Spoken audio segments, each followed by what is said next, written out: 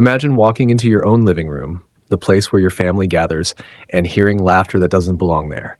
The kind that's too close, too familiar. You freeze, and before you even step inside, you already know your world is about to explode. That was me, the day I found out my wife wasn't just unfaithful, she called it an open marriage. But she forgot one thing. I never agreed to it. And the revenge that followed, she'll never forget it. My name's Daniel. I was married to my wife, Laura, for 8 years. We weren't perfect, but I thought we were solid. We had a little house, good jobs, a close circle of friends, and a life built on what I thought was trust. My best friend Ben and his wife, Rachel, were part of that circle. We spent weekends together, barbecues, road trips, game nights, the four of us laughing, teasing, and sharing stories like one big family. Then one evening, Laura sat me down. Her tone was calm, almost businesslike. She said, "Daniel, we've both changed. I think we should try an open marriage, just to explore." At first, I thought she was joking. I laughed it off, waiting for her to smile, but she didn't. She looked serious, even relieved. I told her straight, "No, I married you, not a community." She shrugged and said, "Don't be so old-fashioned, Dan. Everyone's doing it." Everyone? Not me. Not ever.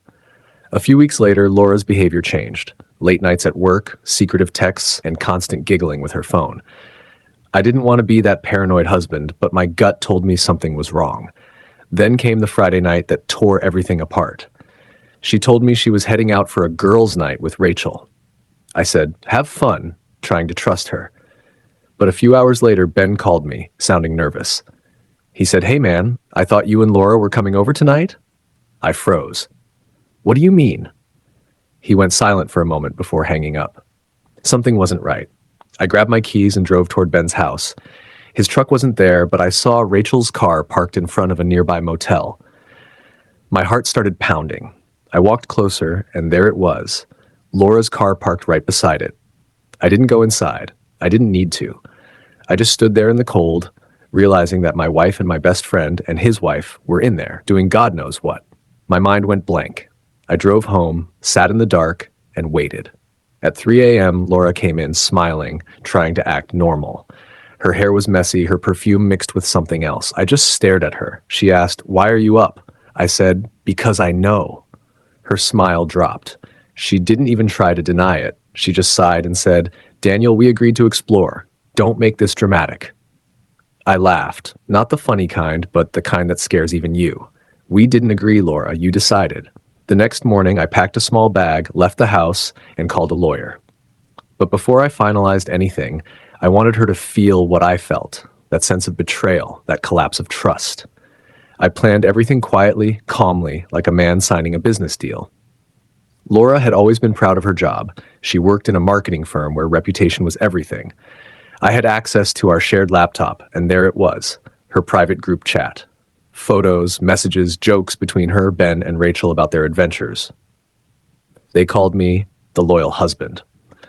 I sent screenshots anonymously to HR at her office, claiming to be a concerned employee. I didn't embellish or add anything, just facts. Within a week, she was called in, investigated, and put on leave for conduct unbecoming. At the same time, I met with Ben's wife, Rachel, who had no idea her husband was involved with Laura behind her back too. When she saw the messages, she broke down. Together, we decided to end both marriages. But Rachel didn't just end it. She took Ben's car, moved out, and filed for divorce first. As for Laura, when she realized everything was unraveling, she showed up at my new apartment crying. "You ruined me, Daniel. Why would you do this?" I looked her straight in the eye and said, "No, Laura, you ruined yourself. I just told the truth." She screamed that I was heartless, but I wasn't angry anymore. I was free. A few months later, I heard Ben move to another state after losing his job too.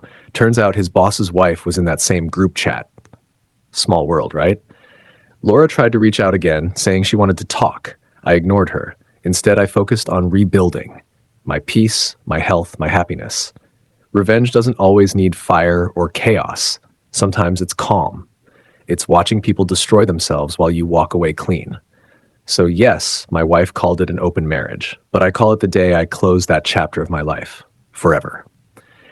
If you liked the video, please subscribe and turn on notifications.